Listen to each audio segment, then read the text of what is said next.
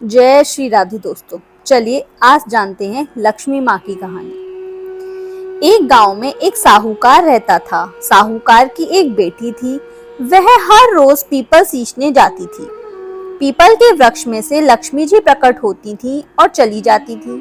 एक दिन लक्ष्मी जी ने साहूकार की बेटी से कहा, तू मेरी सहेली बन जा। तब लड़की ने कहा कि मैं अपने पिताजी से पूछकर कल आऊंगी।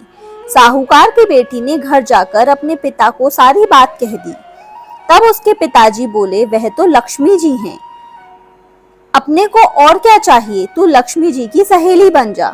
दूसरे दिन वह लड़की फिर गई। तब लक्ष्मी जी पीपल के पेड़ से निकलकर आई और कहा, सहेली बन जा। तो लड़की ने कहा, बन जाऊंगी, और दोनों सहेली बन गईं। लक्ष्मी जी ने उसको खाने का न्योता दिया। घर आकर लड़की ने माँ बाप को कहा कि मेरी सहेली मुझे खाने का न्योता दिया है। तब बाप ने कहा कि सहेली के घर खाना खाने जाना, पर संभाल कर जाना। तब वह लक्ष्मी जी के यहाँ खाना खाने गई। लक्ष्मी जी ने उसे शाल दुशाला ओढ़ने के लिए दिया, रुपए दिए, सोने की चौकी, सोने की थाली में 36 प्रकार के भोजन व्यंजन करा दिए। खाना खाकर जब वह जाने लगी तो लक्ष्मी जी ने कहा कि मैं भी तेरे घर खाना खाने आऊंगी। तो उसने कहा, आ जाना। वह घर जाकर चुपचाप बैठ गई। तब बाप ने पूछा कि बेटी, सहेली के यहाँ खाना खाकर आ गई और तू उदास क्यों बैठी है? तो उसने कहा, पिताजी, मेरे को लक्ष्मी जी ने इतना दिया, अनेक प्रकार के भोजन कराए, परंतु मैं कैसे उन्हें खिलाऊंगी? अपने घर में तो कुछ भी नहीं है। तब उसके पिता ने कहा कि गोबर मिट्टी से चौका लगाकर घर की सफाई कर ले, 4 मुख वाला दिया जलाकर लक्ष्मी जी के नाम लेकर रसोई में बैठ जाना।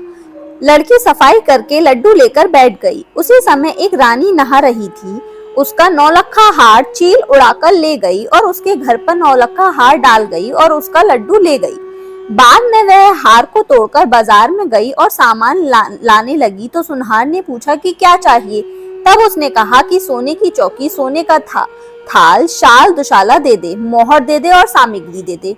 36 प्रकार के भोजन हो जाएं, इतना सामान दे दे। सारी चीजें लेकर बहुत तैयारी करी और रसोई बनाई। तब गणेश जी से कहा कि लक्ष्मी जी को बुलाओ। आगे आगे गणेश जी और पीछे पीछे लक्ष्मी जी आईं।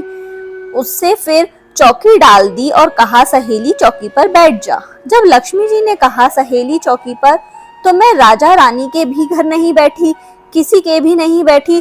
तो उसने कहा कि मेरे यहाँ तो बैठना पड़ेगा। फिर लक्ष्मी जी चौकी पर बैठ गईं।